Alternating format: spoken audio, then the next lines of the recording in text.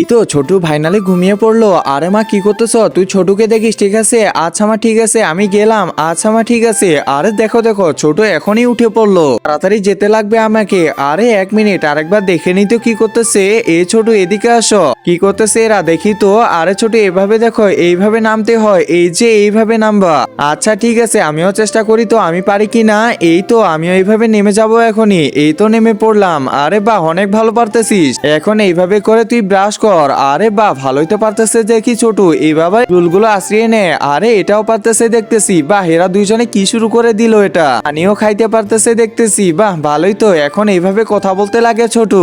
একজন মা কতটা আপন হয়ে থাকে, যার মানেই তাকে জিজ্ঞাসা করে দেখো। তো দেখা যাক বন্ধুরা, এই মায়ের জন্য কে ভিডিওটিতে লাইক এন্ড সাবস্ক্রাইব করে। আর যারা মাকে ভালোবাসো না, তারা ভিডিওটি থেকে দূরে থাকো।